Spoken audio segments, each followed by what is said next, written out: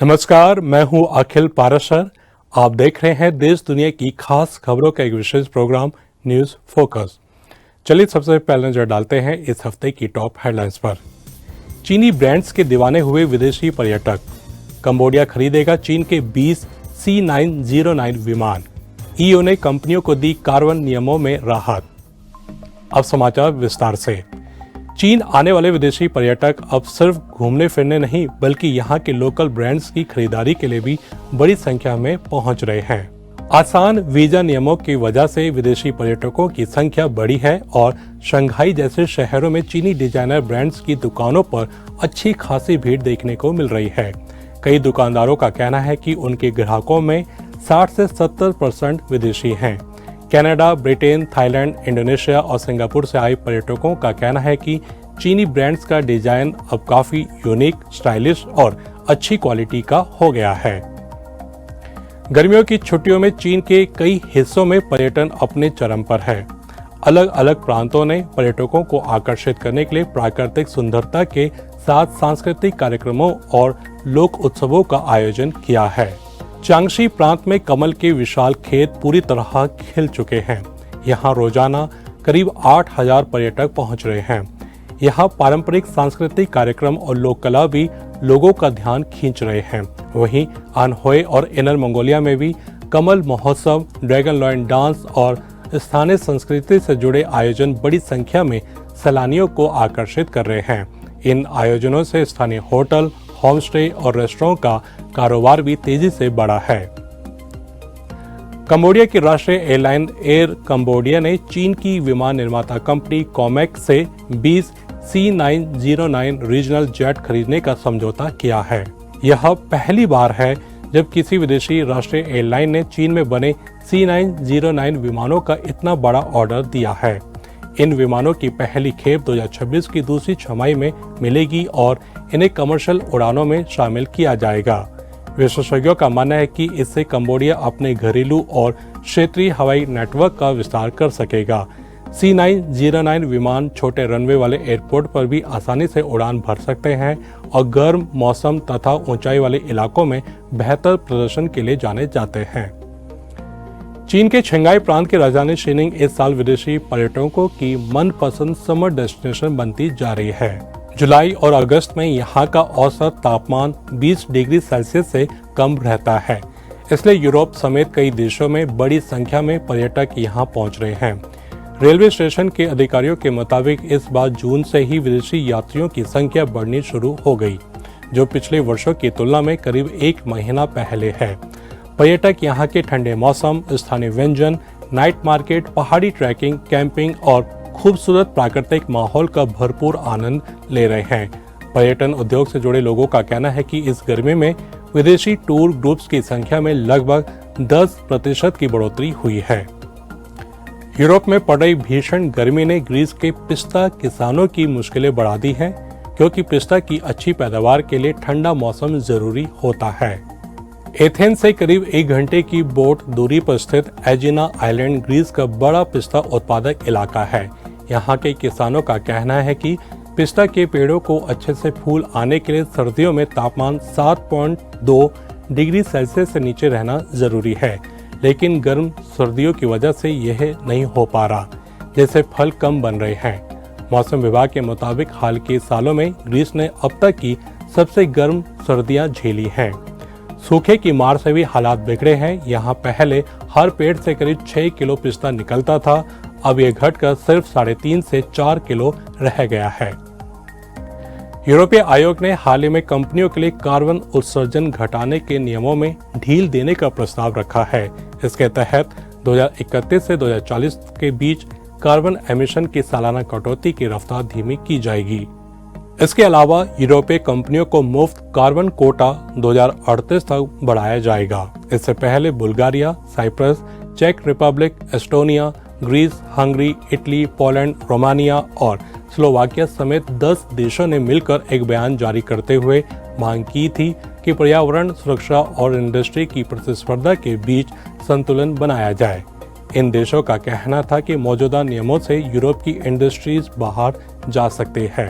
हालांकि यूरोपीय आयोग ने साफ किया है कि 2040 तक ग्रीन हाउस गैस उत्सर्जन 90% तक घटाने का लक्ष्य अब भी बरकरार रहेगा। तो ये थी इस हफ्ते की खास खबरें। अब चलते हैं हमारे एक स्पेशल सेगमेंट न्यूज स्टोरी की तरफ।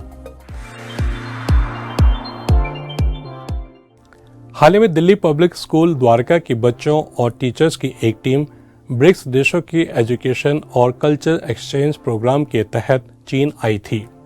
इस दौरान स्कूल के बच्चों ने चीन की नई टेक्नोलॉजी, मशहूर ऐतिहासिक जगहों और चीनी लोगों की रोजमर्रा की जिंदगी को करीब से देखा और समझा। इस खास यात्रा के अनुभवों और उद्देश्यों को जानने के लिए हमने स्कूल की टीचर हेमा कपूर से बात की। आइए देखते हैं ये खास बातचीत।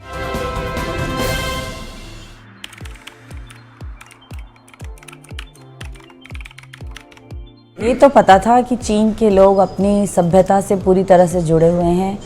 अपने देशभक्ति की भावना उनमें कूट कूट कर भरी हुई है, जो हमारे देश के बच्चे हैं, लेकिन अब वो उनके अंदर बहुत ज़्यादा पाश्चात्य संस्कृति से प्रभावित हो रहे हैं। लेकिन जो चीन के बारे में हमने सोचा था उससे कहीं बेहतर पाया। बहुत ही साफ़ सुथरी जगह है, बहुत ही डेवलप्ड है, चारों तरफ हरियाली है और पर्यावरण का पूरी तरह से ध्यान रखा गया है। हर तरफ सफाई है। सभी लोग जो हैं वो पब्लिक ट्रांसपोर्ट यूज़ कर रहे हैं, जिससे पोल्यूशन लेवल कम होता है। साइकिलिंग हो रही है। देयर आर बहुत सारी ऐसी चीज़ें हैं जो देखकर लगता है कि सचमुच हमारे बच्चों को ये चीज़ें उनसे ज़रूर सीखनी चाहिए।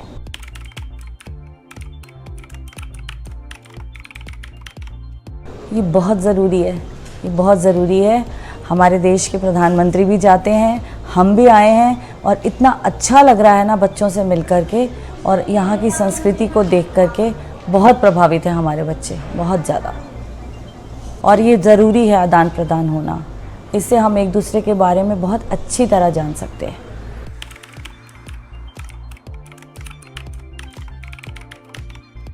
हाँ, हम बच्चों को साथ साथ समझाते जाते हैं, उनकी हिस्ट्री भी समझाते हैं। जहाँ जहाँ हम जा रहे हैं उसके बारे में बता रहे हैं।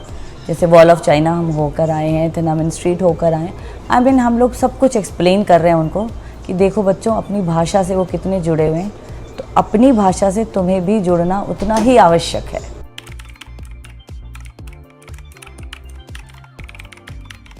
बिल्कुल सोच सकता है। हमारे अंदर जो है वो क्षमता ऐसी है कि हम किसी के साथ भी जुड़ने के लिए हमेशा तैयार रहते हैं, तत्पर रहते हैं, और ये बहुत संभावनाएं हैं कि जुड़ जाएं।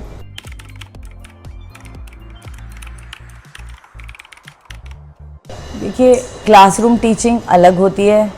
ये कैसे बच्चे जो हैं इतनी अधिक टेक्नोलॉजी की तरफ चले जाते हैं, कैसे इनका ध्यान जो है बचपन से ही ऐसे बताया जाता है कि बेटा तकनीकी तरक्की बहुत ज़रूरी है। उसी तरह हमारे देश के बच्चों के अंदर भी ये भावना होनी चाहिए कि जितनी तरक्की हम करेंगे हमारा देश उतनी ही तरक्की करेगा।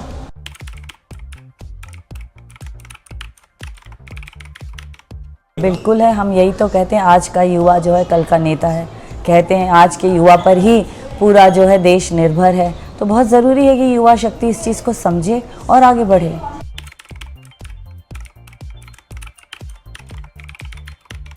बिल्कुल, हम अपने बच्चों को ये ज़रूर सिखाते हैं कि दूसरे देशों की सभ्यता को जानो, पहचानो, और हमेशा उन सभ्यताओं से और उन देशों से अच्छी चीज़ों को ग्रहण करने की कोशिश करो, कि जो अच्छी चीज़ें हैं उनको अवश्य ग्रहण करो। तो हम ये चाहेंगे कि हमारे बच्चे भी यहाँ की जो भी अच्छाइयाँ हैं, जो भी प्रशंसनीय चीज़ें हैं, उन्हें ग्रहण करके जाएं और अपने देश के बच्चों को ये चीज़ें समझाएं।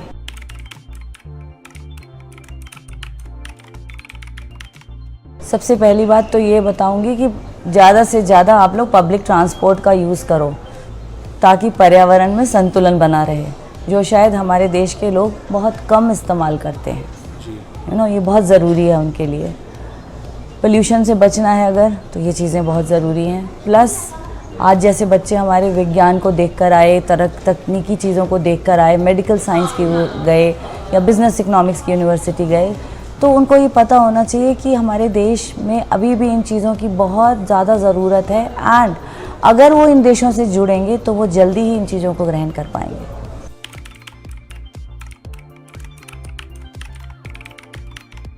देखो, आजकल एक तो सबसे ज़रूरी है कि बच्चे हमारे सोशल मीडिया से बहुत कुछ सीखते हैं, है ना।